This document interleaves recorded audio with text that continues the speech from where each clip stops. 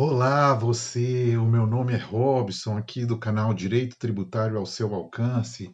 Espero que esteja tudo bem com você e com a sua família. Que Deus os abençoe, ok? Vamos para o nosso último informativo tributário do mês de maio de 2020, um ano difícil, né? Vamos direto às informações. Aí, na seta do lado direito, na descrição do vídeo, tem todas as informações que serão veiculadas nesse informativo, ok? Vamos direto, então, à primeira dessas notícias, que é o TRF4, a primeira notícia de destaque, né? TRF4, ICMS de FAO, diferença de alíquota, pode ser excluído da base de cálculo do PIS e da COFINS, uma discussão aí que existe um embargo de declaração pendente sobre essa questão, né? Esperamos que seja julgado aí, seja qual for o resultado, porque já se arrasta desde março de 2017. Nesse caso, o TRF da quarta região adotou o entendimento que o PIS e COFINS tem que ser excluído da base de cálculo do ICMS, mas num caso específico sobre o diferencial de alíquota a consumidor final não contribuinte do ICMS e que estaria em outro estado, um caso interessante. A Fazenda defende que o caso do STF não abrange esta hipótese. Vamos ver aí os desdobramentos possíveis deste caso, deste processo e deste caso relativo ao ICMS, ok? Uma notícia que foi muito aí divulgada ao longo dessa semana. Eu tentei divulgar essa notícia na semana passada, porém tem alguns informativos que são pagos, ela já tinha sido veiculada. É uma notícia que já tem algum tempo, ok? Essa notícia aqui já é uma notícia mais recente, notícia do dia 29 de maio. Olha só, é constitucional a incidência do imposto sobre serviços de qualquer natureza, o ISS, sobre contratos de franquia. O STF entendeu que se trata de uma obrigação mista, uma obrigação híbrida, o contrato de franquia, onde há obrigação de dar e obrigação de fazer. E o relator ministro Gilmar Mendes destacou que, de acordo com a posição do STF, quando se trata apenas de obrigação de fazer, como aluguel de bens móveis, por exemplo, quando se trata apenas de obrigação de dar, que seria, por exemplo, a alocação de bens móveis, por exemplo, não incidiria o ISS porque não estaria presente o conceito de serviço. No entanto, quando a obrigação é mista, obrigação de dar e obrigação de fazer, destacou o ministro que a tendência do Supremo tem sido no sentido de considerar que o ISS incide, como aqui é o caso do contrato de franquia. Considerou também que a lei mais recente que mudou a franquia, perdão, a 13966 de 2019, não mudou o aspecto conceitual que caracteriza a franquia como um contrato híbrido, nesse sentido, de obrigações de dar e fazer, e complexo, e, portanto, incidente o ISS. Voto divergente do ministro Marco Aurélio, que considerava inconstitucional a incidência do ISS na lista de serviços, a franquia, a previsão, desculpa, da lista da franquia na lista de serviços do ISS, ok? Vamos para a notícia seguinte. Nós temos 27 notícias, salvo engano, se não me falha a memória. Portador de deficiência física que teve carro com perda total pode adquirir novo bem isento de IPI. Bom, por que esse julgado ele é tão interessante? Porque existe esses benefícios concedidos de IPI, ICMS, às pessoas portadoras de deficiência, eles têm normalmente um prazo de 2 anos. Neste caso, houve um acidente com o veículo. Antes desses 2 anos, que é o limite temporal, né, previsto pela lei para que se possa usufruir do benefício, e acarretou em perda total. E aqui a reportagem ressalta que a seguradora teria recolhido o IPI por ocasião da perda total do veículo, e a pessoa que tinha necessidade especial, né, a portadora de deficiência, antes desses 2 anos, tendo em vista a perda total do veículo, provavelmente indenizado pela seguradora, tentou comprar um outro veículo e foi negado, justamente sobre o fundamento de que não teriam transcorrido 2 anos. E a interpretação que foi dada aqui pelo TRF da terceira região a esse benefício, a essa isenção, foi extremamente interessante. Ele diz o seguinte: olha, a regra restritiva dos 2 anos, prevista no artigo 2º da Lei 8989 de 95, deve ser interpretada no sentido de vedar nova aquisição voluntária. Como aqui o acidente foi considerada uma circunstância de força maior involuntária, então não incidiria essa restrição dos 2 anos, tá? Ah, então, vou ler aqui, ó. Deve ser interpretada no sentido de vedar nova aquisição voluntária no intervalo de 2 anos, e não a compra de veículo com a finalidade de repor o bem anterior, sinistrado, ou seja, objeto do acidente, e vendido com pagamento de IPI, a seguradora, né? Antes dispensado, que foi suprimido do patrimônio do contribuinte por circunstâncias que ele não desejou, ok? Interessante, né?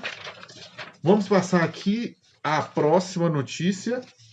Olha, essa próxima notícia é interessantíssima. Vejam, a primeira turma do Supremo Tribunal Federal, por maioria, conheceu e negou o provimento a agravo regimental em recurso extraordinário, por entender que, nos termos da jurisprudência da Corte, o aumento indireto de tributo mediante redução ou supressão de benefícios ou incentivos decorrentes de regime fiscal, aqui no caso era o regime especial de reintegração de valores tributários para empresas exportadoras, o Reintegra, se sujeita, olha, presta atenção, se sujeita à incidência da anterioridade tributária geral a anual e da anterioridade nonagesimal, previstas nos respectivos artigos da Constituição. E aqui, vejam, vencidos os ministros Luiz Fux e Alexandre de Moraes. A turma normalmente são 5, então nós tivemos 3 votos favoráveis e 2 contrários. Porém,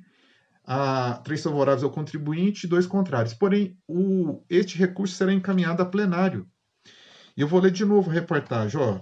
Entender que, nos termos dessa jurisprudência, o aumento indireto de tributo, mediante a redução, está sujeito. O que seria o aumento de tributo aqui? Supressão, segundo a reportagem, ou redução de benefício fiscal. Isenção. E aí, o recurso que será submetido ao plenário é o recurso extraordinário 564.225. Então, vamos ver aí qual que será a decisão do plenário, ok? Desorganização contábil, olha que interessante esse julgado aqui com relação a crime contra a ordem tributária. Desorganização contábil livra, não acarreta, né? A reportagem diz que livra, mas não acarreta o crime contra a ordem tributária, se ficar comprovado, como ficou aqui no caso, que a fraude, né, o ilícito penal, ele decorreu não de dolo do agente, mas de uma desorganização na escrituração fiscal, na escrituração contábil, melhor dizendo, tá? E aí, o julgado, que é aqui do TRF, né, da 4ª região, considerou, no caso específico, das peculiaridades fáticas do caso em análise, que neste caso, o ilícito penal tributário decorreu de uma desorganização contábil, aqui o contribuinte, desorganização de apuração contábil do contador, talvez, né? Aqui o contribuinte não deu causa e que por isso não há dolo, né? Que dolo é vontade dirigida ao fim. Se ficar demonstrado que isso, como ficou aqui, decorreu de uma desorganização contábil, isso levou à dúvida, que levou a uma absolvição pelo indúbio pro réu, e o juiz federal aqui, a primeira vara federal de Telêmaco Borba, né, no Paraná, absolveu, e o TRF da 3ª região acompanhou aqui, ok? Um julgado interessante aí, dada a sua particularidade. TRF 5 julgará a aplicação no mesmo ano de mudanças sobre compensação de tributos, outro julgado interessantíssimo, que pode fazer história. Veja, olha, por pedido da 3ª turma regional federal da 5ª região, TRF 5, o plenário vai analisar a seguinte situação, olha, uma determinada empresa que recolhia o imposto de renda pessoa jurídica e contribuição social sobre o lucro pelo regime do lucro real anual. Então, lucro real anual. Em 2018, essa empresa optou pelo pagamento por estimativa mensal. Porém, o artigo 11, inciso 2 da Lei 13.670 de 2018 proibiu que o contribuinte opte pelo regime de lucro real, aqui está assim, lucro real barra mensal por estimativa. Proibiu que o contribuinte que opte pelo regime de lucro real por estimativa mensal, né, mensal por estimativa, compense os débitos relativos à estimativa de cada mês com crédito de recolhimento a maior ou indevidos de qualquer tributo federal. E o problema é que isso ocorreu, a mudança, a empresa optou por essa mudança dentro do ano. E ela alega que ela teria, em tese, o direito a fazer essa compensação, porque essa mudança ocorreu ao longo do ano e esse eventual cerceamento, vamos dizer, né, ao direito de compensação, ele só poderia ser feito no ano seguinte. É uma discussão interessante, veja. Vou ler aqui os fundamentos, tá? Olha só. O magistrado aqui, o desembargador, olha o que foi o raciocínio jurídico aqui, tá? Aqui, deixa eu só ver aqui, deixa eu só fazer a ressalva, né? O pedido foi negado em primeira instância, mas a companhia recorreu.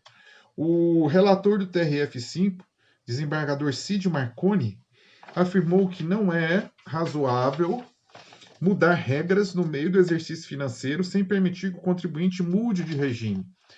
Então, o que ele está falando é o seguinte: a regra mudou, mas a empresa também optou por fazer essa mudança, mas que não seria razoável, no mesmo exercício financeiro, a regra incidir para fins de vedar essa compensação.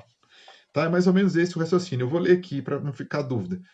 Dessa forma, penso que surpreender o contribuinte com uma mudança em seu regime de recolhimento do imposto de renda pessoa jurídica e contribuição social sobre o lucro, sem que lhe seja conferido um lapso de tempo para que possa organizar a sua contabilidade para o mesmo ano calendário, viola frontalmente o princípio da segurança jurídica. Então, ele considerou que essa norma que proibiu, né, essa lei de 2018, deveria ter, segundo eu entendi aqui, uma norma de transição para contemplar esse tipo de hipótese, sob pena de ferir a segurança jurídica e a organização das atividades, tá? Mas é uma questão de autoindagação, né? Vamos ver aí quais serão os desdobramentos da decisão. A reportagem destaca aqui que a terceira turma, seguindo o voto do relator, pediu que o plenário do TRF5 aprecie a constitucionalidade do artigo 11, inciso 2, da Lei 13.670 de 2018, né? Eu acreditei que o fundamento seria talvez a questão o princípio da irretroatividade, né? Você atingir no mesmo ano calendário. Porém, as alegações da parte aqui, além da segurança jurídica, tem outras alegações, tem outros fundamentos constitucionais. Então, vamos aguardar aí como será o desfecho desse julgamento interessantíssimo. Olha só, próxima notícia, destaque também, estamos nos destaques. Fundo de investimento imobiliário, Península, perde causa de 70 milhões no CARF. O que aconteceu aqui? O que aconteceu aqui é que havia um cotista com cotas, segundo o CARF, de mais de 25% das cotas do fundo de investimento imobiliário e o controle e uma outra empresa de empreendimento imobiliário, e havia um controle comum. E o CARF considerou esse caso como sendo de integrantes do mesmo grupo econômico. Eu vou ler aqui. Se o cotista com mais de 25% das cotas de um fundo de investimento imobiliário e o sócio do empreendimento imobiliário em que o fundo investe são empresas sob controle comum, então olha só, eu tinha aqui o cotista com mais de 25% de cotas do fundo imobiliário e o sócio do próprio empreendimento imobiliário em que o fundo investe, em que o fundo aplica dinheiro, investimento, são empresas sob controle comum, ou seja, pertencentes ao mesmo grupo econômico, ainda que indireto por meio da interposição de outras pessoas jurídicas. Tem-se por configurada a acumulação dessas posições jurídicas, incidindo a regra prevista no artigo 2º da Lei 9, da Lei 9779 de 1999, o que sujeita o fundo à tributação própria das pessoas jurídicas, tá? E aí foi considerado realmente que integram o mesmo grupo econômico, né? Esses casos, eles têm uma particularidade fática, cada caso é um caso aqui, cada hipótese é uma hipótese, mas esse foi um julgamento do CARF que tem uma relevância, tá? Supremo vai julgar se ISS incide sobre renda de apostas de turf. Olha para você ver. Tomara que inicie o julgamento e termine, né, para saber, porque não fica essa questão como é aí da exclusão do ICMS na base de cálculo do PIS e da COFINS, que já dura aí 3 anos, mais de 3 anos. Olha, o Supremo Tribunal Federal iniciou na sexta-feira, dia 29/5, julgamento sobre a constitucionalidade, da cobrança do ISS lançado pela Prefeitura do Rio de Janeiro sobre o valor das apostas recebidas pelo Jockey Clube Brasileiro em corridas de cavalo, tá? Agora aqui, olha como que o julgado é interessante, olha. A jurisprudência do STJ sobre o mesmo caso concluiu que a exploração do jogo constitui serviço e é tributável na forma da lei municipal. Então, tem um julgamento da STJ anterior, o STF pode ir no mesmo sentido ou não.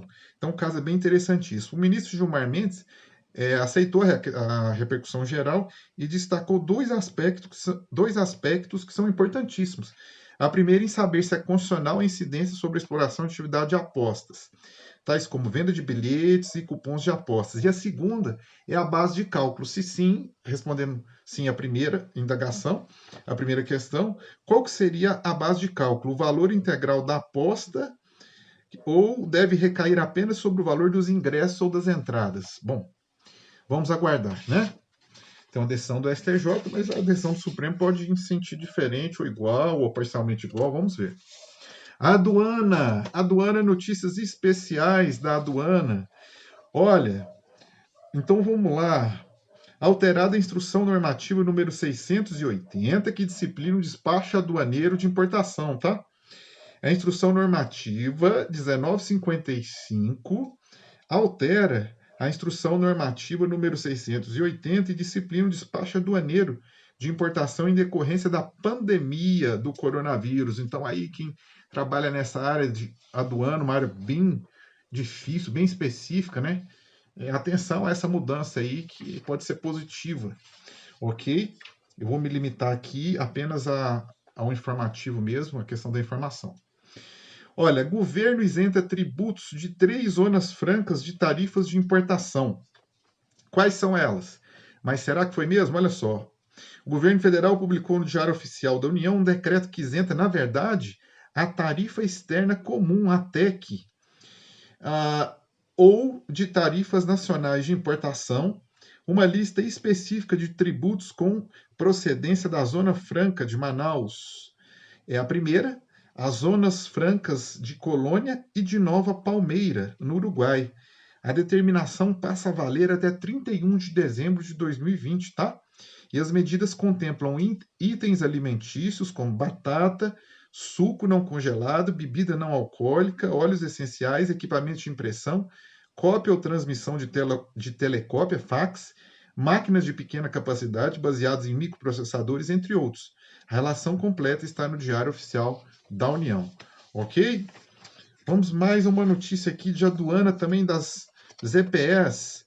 Olha, as pessoas jurídicas que operam em ZPEs estão dispensadas de oferir e manter no ano calendário de 2020 o percentual de receita bruta decorrente de exportações para o exterior, por intermédio da medida provisória de número 973 de 2020, foi incluído o artigo 18b na Lei 11.508 de 2007, que dispõe sobre o regime tributário, cambial e administrativo das zonas de processamento de exportação, as EPEs, estabelecendo que as pessoas jurídicas autorizadas a operar em ZPE ficam dispensadas de auferir e manter, no ano calendário de 2020, o percentual de receita bruta decorrente de exportação para o exterior, né? Mais um reflexo da crise. Por conta da crise, as exportações são prejudicadas, não conseguem manter essa receita mínima, que acredito eu seja uma exigência legal, e aí houve aí, né, a flexibilização dessa exigência, tá? Vamos lá. Publicada a 13ª edição do Manual do Drawback, a isenção do Drawback, a 13ª edição do manual já está disponível, tá? Conforme aí a notícia da Receita Federal Siscomex, né? Já está disponível. Que mais? Sobre a aduana. Receita amplia a lista de produtos que terão despacho aduaneiro prioritário. Isso é bom, hein? Olha, a instrução normativa de número 1955, publicada na edição desta terça-feira, 26/5, prevê o despacho prioritário para equipamentos hospitalares e matérias-primas destinadas à fabricação de medicamentos, dentre outros, tá? Então, interessante aí, maior agilidade, conforme previsto já na instrução 19/27, foram ampliadas aí a lista, tudo em virtude desta crise, né?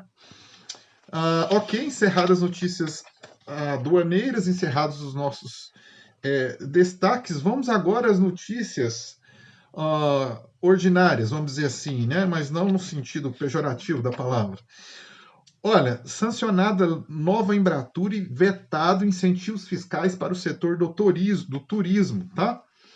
O presidente Jair Bolsonaro sancionou lei que cria a nova Embratur com vetos e incentivos fiscais voltados para o setor de turismo. A norma sancionada deixou de fora o trecho que zerava, a partir de 2021, o imposto de renda devido por empresas aéreas em virtude de contratos de leasing e aeronaves e motores. Contratos de leasing de aeronaves e motores. E também o artigo que garantia a redução para 6% até 2024 do imposto de renda sobre valores remetidos ao exterior para gastos pessoais de brasileiros em viagens internacionais, ok? Então, essa lei foi sancionada com vetos. Não sabemos se os vetos serão derrubados, vamos ter que aguardar, tá? E os vetos incidem sobre essas partes onde a isenção era maior, tá? O texto publicado resultou da aprovação do projeto, né, e conversão da lei de medida provisória 907 de 2019. Ao todo, 5 pontos do projeto foram vetados, como esses que tratam de incentivos fiscais e outros sobre composição e financiamento da Embratur. E vamos ver aí como é que se esses vetos vão ser derrubados ou não, tá? Uma grande mudança que eu vejo aqui é a questão da Embratur. Olha, pela lei, a Embratur fica extinta como Instituto Brasileiro de Turismo e na forma de autarquia especial e passa a ser denominada Agência de Promoção Internacional do Turismo, sendo agora um serviço social autônomo. Será que é mesmo? Se for serviço social autônomo, em tese poderia haver a cobrança de contribuições aí, né? Não sei, vamos aguardar. Aqui diz que a principal fonte de receita da nova agência ou serviço social autônomo seria justamente a questão aqui, né? Houve veto também com relação à composição, né? Dessa nova agência, mas aqui diz o seguinte, olha, o governo também vetou o repasse do adicional de tarifa de embarque internacional, atualmente direcionado ao Fundo Nacional de Aviação Civil, para o Fundo Geral de Turismo. Então ele vetou essa parte, que com a lei passa a ser uma das principais fontes de financiamento da Embratur, tá? Tem esse destaque na reportagem. Vamos ver aí se os vetos são mantidos ou não. Aqui também Bolsonaro sanciona lei que suspende dívida de estados e municípios, não é isso? E vejam só, mas com vetos também. Essa é a lei complementar, né, 173 de 2020, publicada na quinta-feira, dia 28, e essa lei além de suspender, né, a dívida, ela prevê um socorro de 60 bilhões a estados, né, sendo 10 bilhões para ações de saúde e assistência social, 3 bilhões para os municípios, 50 bilhões para mitigar os efeitos financeiros do coronavírus, 30 bilhões irão para os estados e Distrito Federal, 20 bilhões para os municípios. Né? Só que nessa conta aqui dá mais 60. E aí, vejam, o governo vetou alguns trechos aqui. Tá? Eu vou passar rapidamente o que foi vetado aqui. Havia um mecanismo que impedia nessa lei a União de executar a garantia contra a garantia, isso foi vetado. E outros artigos mais que foram vetados aqui, que eram de interesse da União. Porém, como este projeto ele mexe muito com a questão dos estados, vamos ver aí se os vetos serão derrubados ou não. Vamos ter que aguardar, né? No atual cenário político, lei sancionada com veto, vamos ter que aguardar cenas do próximo capítulo. Cenas dos próximos capítulos, né? Mais de uma, porque aqui eu falei da outra que tinha sido vetada também. Vamos lá, hoje eu estou com 25 minutos. Aqui a intenção é que esse informativo não seja tão demorado.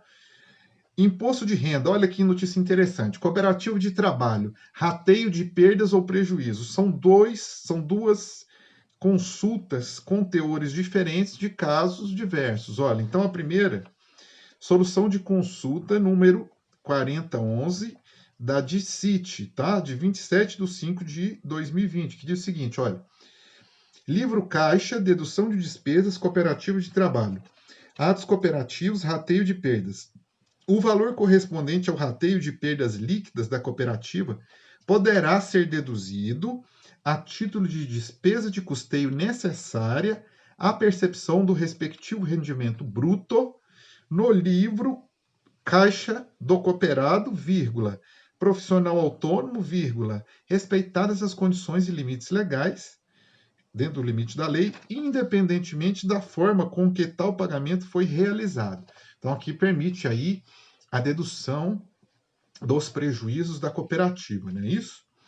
Numa questão diversa, aí vem agora, solução de consulta vinculada à solução da consulta COSIT número 518, de 1º de novembro de 2017, que já é uma consulta anterior, eu não vou ler aqui, essa notícia já está disponível na internet, tá? A que interessava mais era essa aqui de 2020, como a outra é de 2017, deixa eu só conferir, para não cometer nenhuma injustiça, sim, ela é vinculada de 2017, porém também a de 2019, que diz respeito já à questão de o valor correspondente ao rateio dos prejuízos apurados por cooperativo de trabalho médico, uma questão específica. Então, vou ficar só com essa primeira notícia. Vamos lá? Para não estender muito, até porque as outras são mais antigas, ok? Estou com 27 minutos aqui, controlando bem o tempo. Vamos lá. 59% das microempresas individuais não pagaram imposto em março, o maior calote mensal desde 2018. E aqui eu penso que esse pagamento de março é relativo a fevereiro, né? Porque nós noticiamos que tinham sido suspensos os pagamentos. Porém, eu acredito que, se não me falha a memória, me recordo que o que vencia em março, mas relativo a fevereiro, não tinha sido suspenso. E veja, o percentual altíssimo, hein? 59,3%. Esperamos aí que a vida possa ser retomada, a questão econômica possa ser retomada à sua normalidade. Aí esses pagamentos possam ser efetuados sem gerar maiores efeitos econômicos nocivos, né? Que está muito difícil. Contribuinte legal, lembra? Eu fiz um vídeo aqui sobre a questão da transação tributária, inclusive gostaria de agradecer a todos que estão assistindo, um vídeo que a cada dia que passa tem mais visualizações, obrigado a vocês, tá?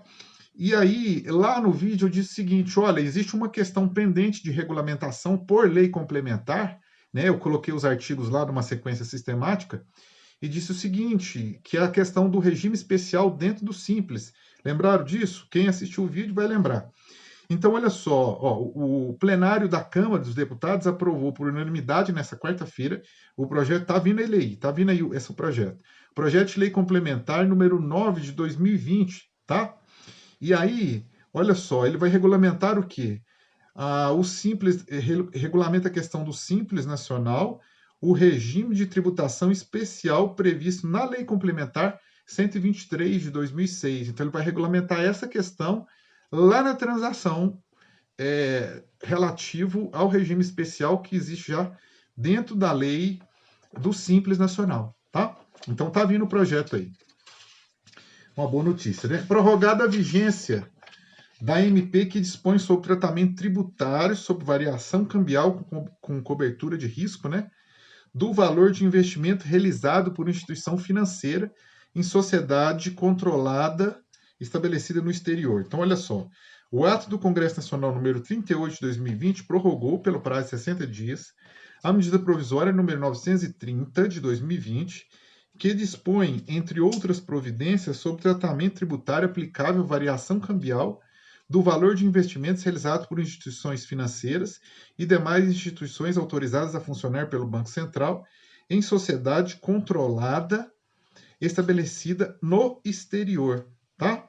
Por meio de várias operações, a reportagem está aqui, destaque, eu não vou ler, mas vamos ver aí se essa medida provisória será convertida em lei, né? Vamos aguardar. Altera a alíquota do imposto de renda na fonte incidente nas operações. Sim, altera o quê? Olha, houve uma alteração aqui no artigo 16 da lei, tá? 11.371, de 28 de novembro de 2006, que passa a vigorar com a seguinte redação. Então vamos lá. Com relação aos fatos geradores que ocorreram até 31 de dezembro de 2022, a alíquota sobre a renda retida na fonte, incidentes nas operações de que trata o inciso 5 do caput do artigo 1º da Lei 9481, de 13 de agosto de 1997, na hipótese de pagamento, crédito, entrega, emprego ou remessa por fonte situada no país à pessoa jurídica domiciliada no exterior, a título de contraprestação de contrato de arrendamento mercantil de aeronave ou de motores destinados a aeronaves, celebrado por empresa de transporte aéreo público regular de passageiros ou cargas, corresponderá a 1,5% é a alíquota entre 1º de janeiro de 2020 a 30 de dezembro de 2020, ok? Essa alteração na Lei 11.371 foi feita pela Lei 14.002 de 2020, publicada no Diário Oficial no dia 22 de 5 de 2020, certo? Vamos passar aqui a próxima notícia, taxa de administração de cartão de crédito, olha só. Decisão da 7ª turma do Tribunal Regional Federal da Primeira Região negou o provimento à apelação de uma empresa de construção que objetivava a exclusão das taxas pagas da base de cálculo dos tributos, bem como a compensação dos valores.